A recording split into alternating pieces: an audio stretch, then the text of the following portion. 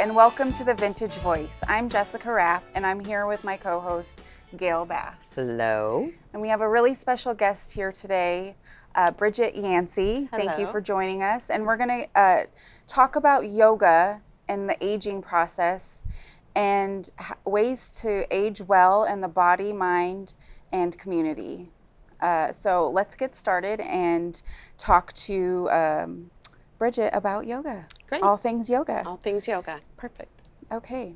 Well, let's start with why yoga is beneficial to seniors. I know research shows that doing some yoga helps with some age markers like strengthening the legs and balance, and you need all that, and also reducing stress. So why is yoga so important for seniors to try out? Yeah, balance is very important. I think that's probably the top reason why people who are, as they age, why they should practice yoga.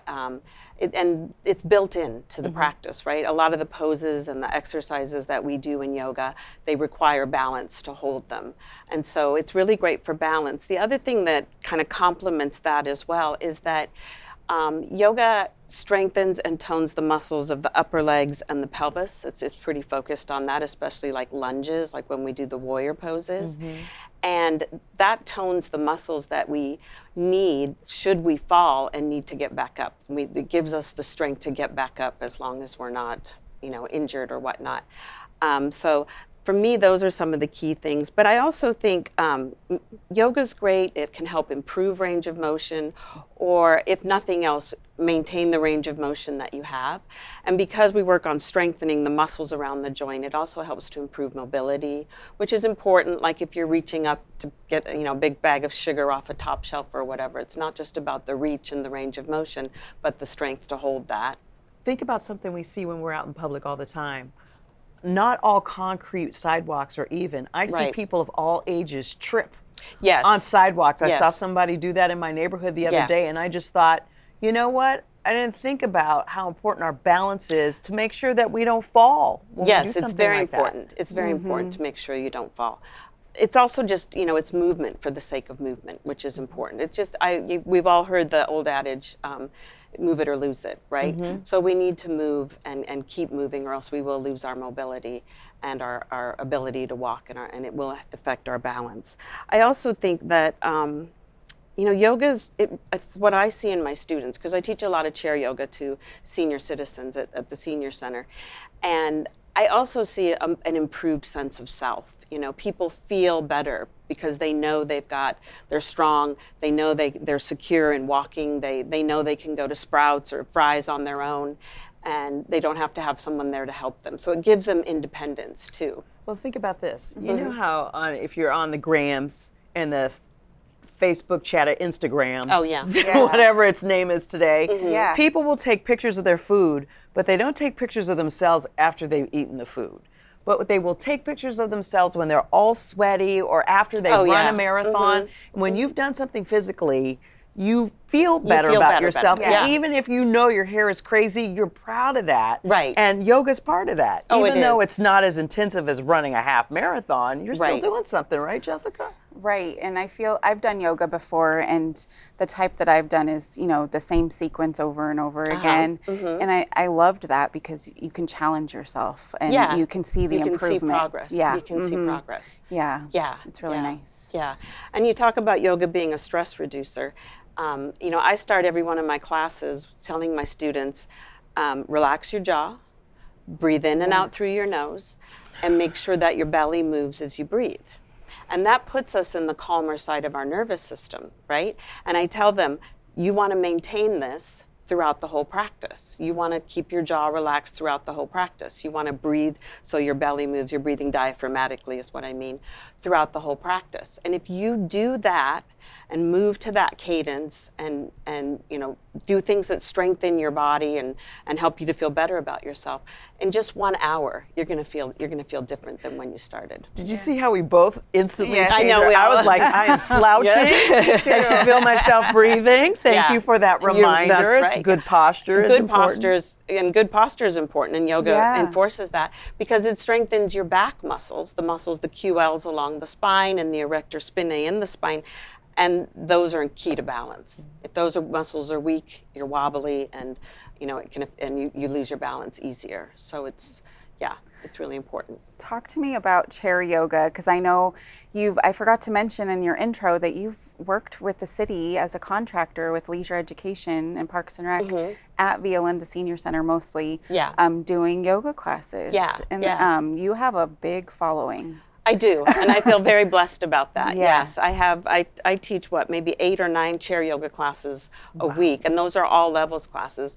I also, just get my little commercial in, I teach chair Pilates, gentle chair Pilates, and better balance classes as well. So, so chair yoga, I know people tend to think, oh, chair yoga, you're going to sit in a chair for an hour. How fit can you be? Right. I don't look at chair yoga that way at all. In fact, we actually stand up and do poses in our chair yoga classes. And my chair yoga classes are the same classes that I used to teach as mat yoga classes. The only difference is you're sitting in a chair instead of getting down onto the floor.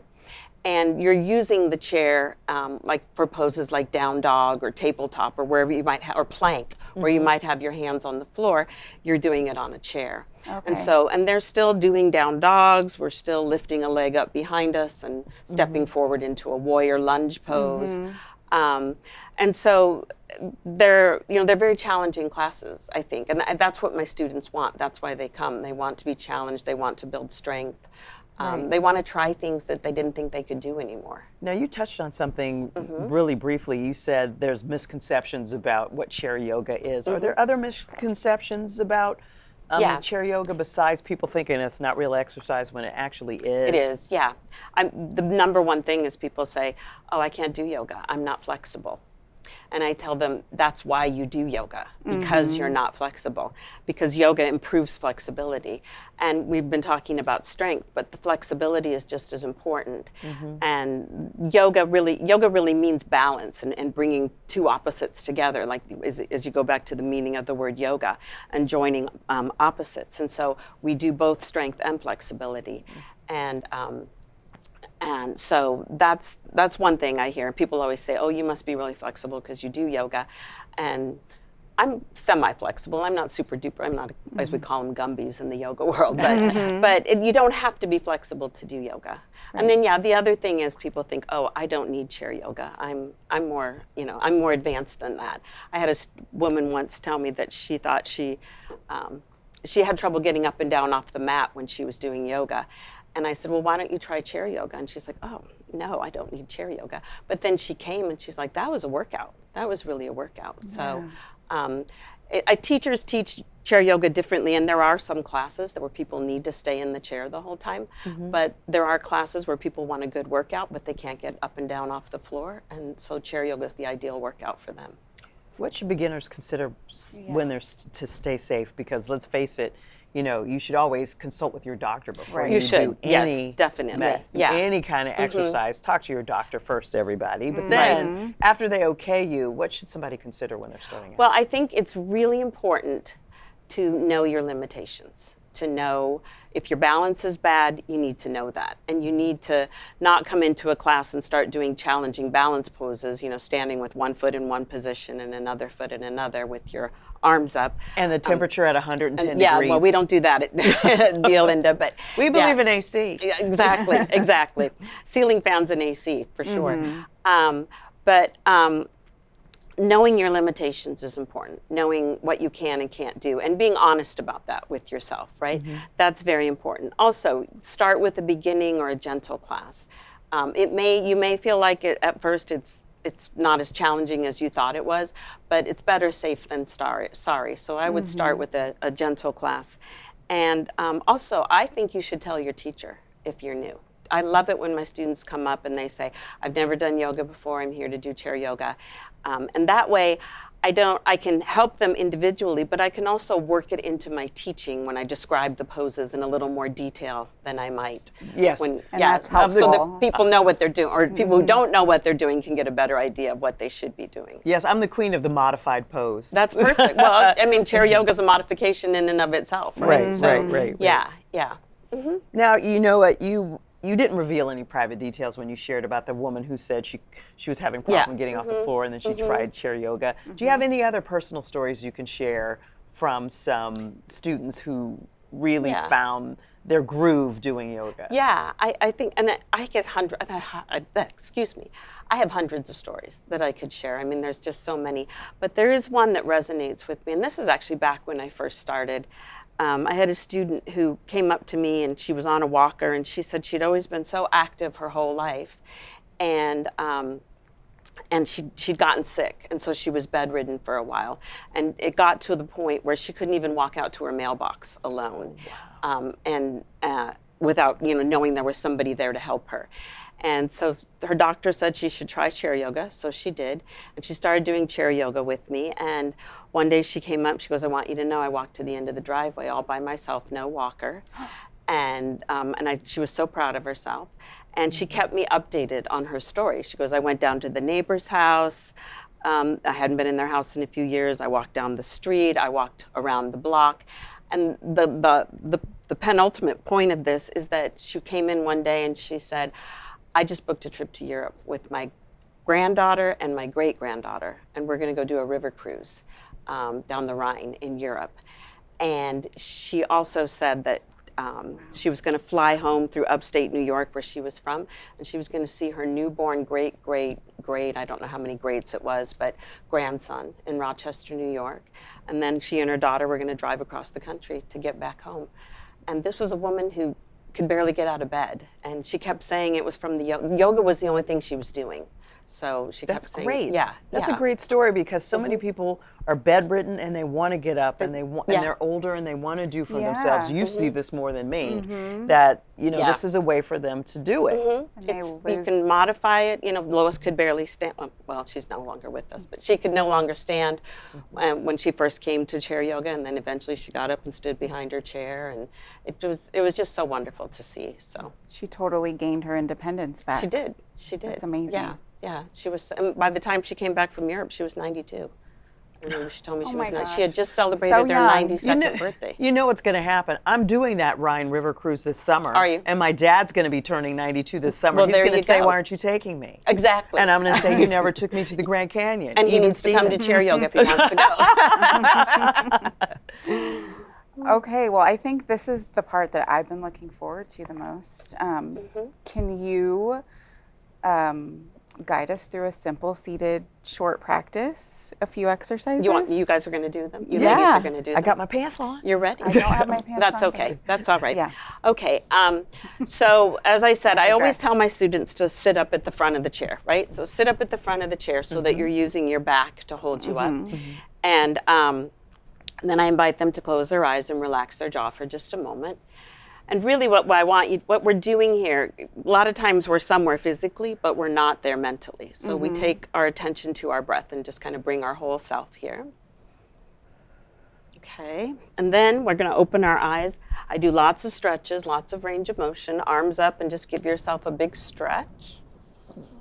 Interlace your fingers, that's it. And then take your hands down. We always start by moving our spine. So we're just going to round our spine back and arch our spine forward and round back. And you're going to move to your breath. You're going to inhale as you arch and exhale as you round. And just go back and forth. It's like a cat-cow Cat-cow. If you've ever done like gym classes or even Pilates, they use cat and cow. Yes. The things we do when we get up after being on a plane for 12 hours. Yeah, you should do, right? This stuff's important. I also have them twist. They'll just take one hand behind them and take the opposite hand to the other knee, and we'll twist. And then we'll twist to the other side. Ooh, these stretches feel good. Yeah, don't they? It feels really good to move your spine. Yeah, really it good. does. And then just a little side to side. So they have props down to hold their hand, but we'll just kind of go side to side, right? So what you're doing here is you're moving your spine in all three directions that it moves. I see. Yeah. And then after we do the spinal movement, we open the hips and shoulders a little, and we'll do some warrior poses. Do you want me to show you how we do those? I'm not going to do warrior, but if you want to show, you can. I mean, I'll just show you with the chair so that people can see. I'm just going to, is this okay? Turn my chair.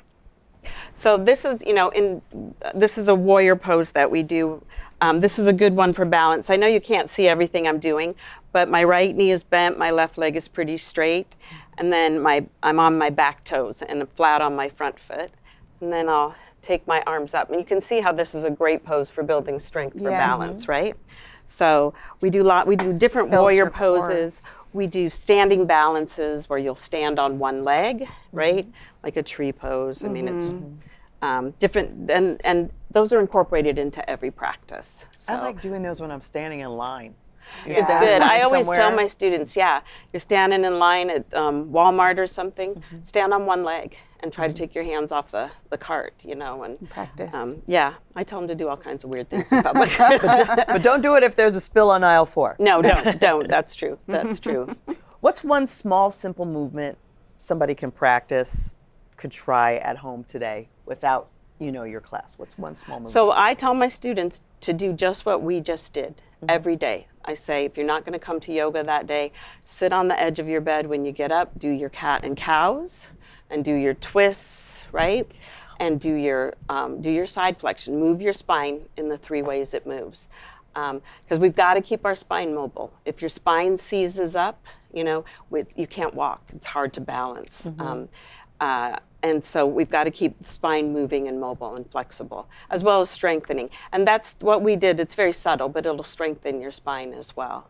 So I think that's the important thing. And then you should combine that, of course, with a walk. You should get out and walk every day. Walking is one of the best things you can do for balance, really. Well, where can listeners find out about where they can do your classes? So I teach at Via Linda. And all my classes are up there. It's pretty simple. You just go to the City of Scottsdale website, and you can search for classes using my last name, Yancy, and all of the classes that I'm teaching will come up. I will tell you that they do fill up quickly, so we've got to register early. But I also do teach a drop-in chair yoga class at Via Linda. It's every Monday and Tuesday at noon. And you can go and pay $10 at the front desk, and you can come when it's good for you and join me for drop-in chair yoga. That's a perfect way to try it and That's see if you're going to like it. That's a perfect way to try it, Yeah. Well, that's great. Well, thanks so much for being here today, Brigitte. Thank you for having me. It was so fun doing some exercises with you. Thank you. I feel so relaxed just doing the We're in our zen. You're zen, yes. Well, thank you for joining us today on The Vintage Voice. We hope you learned something new today. And as always, stay vertical, Scottsdale. We'll see you next time. And remember,